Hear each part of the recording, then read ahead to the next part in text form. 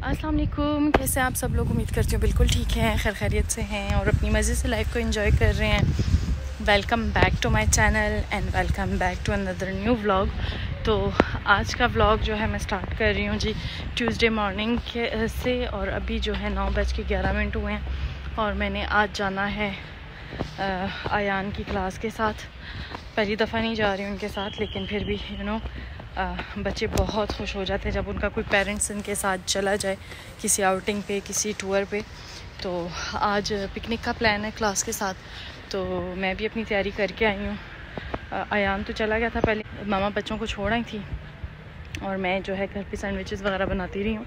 अभी टाइम होने वाला है, इनका निकलने वाला है, तो मैं ज़रा छाँव पे खड़ी हो जाऊँ क्योंकि धूप बड़ी सख्त है और मेरे सर में ना शदीद किस्म का ना माइग्रेन का अटैक हुआ हुआ है। तो ये आप देख लें, मैं बिल्कुल स्कूल के सामने खड़ी हूँ।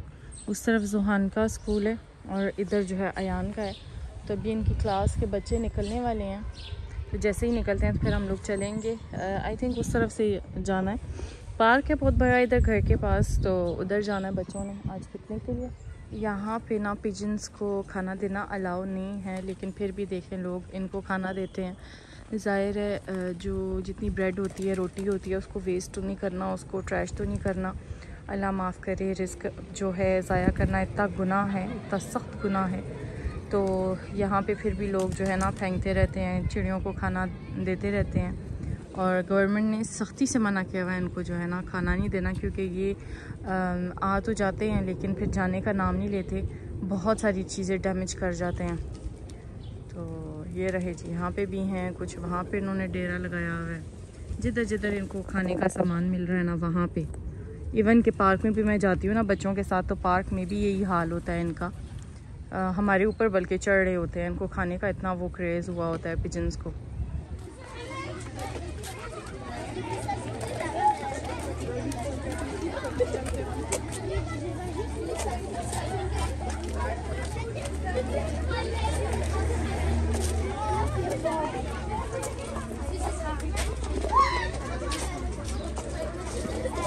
तो पार्क ज़्यादा दूर नहीं था, बिल्कुल स्कूल के पास ही था। और इस पार्क में जो है मेरे बचपन की इतनी यादें वाबस्ता हैं ना।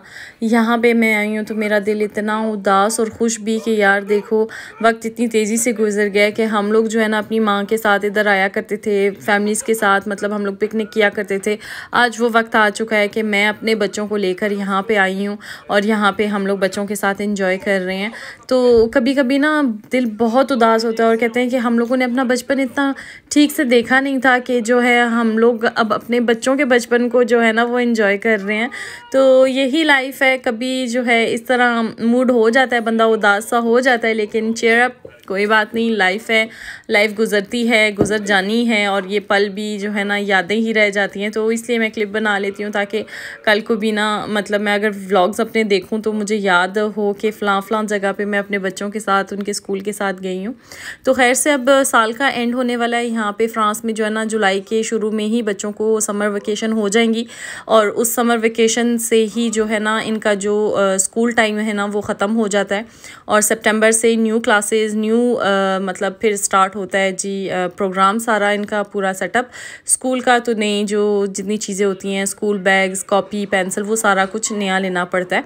तो यहाँ पे जी बच्चे गेम्स खेल रहे थे, तो मैंने कहा चलें जी मैं भी इनके साथ खेलती हूँ। और बच्चों को बड़ा शौक हो रहा था कि माओ के साथ हम लोग ना मुकाबले लगाएं। तो यहाँ पे जी हम लोग ये खेल रहे हैं, और भी मदर्स आई हुई थी दूसरी क्लास के साथ।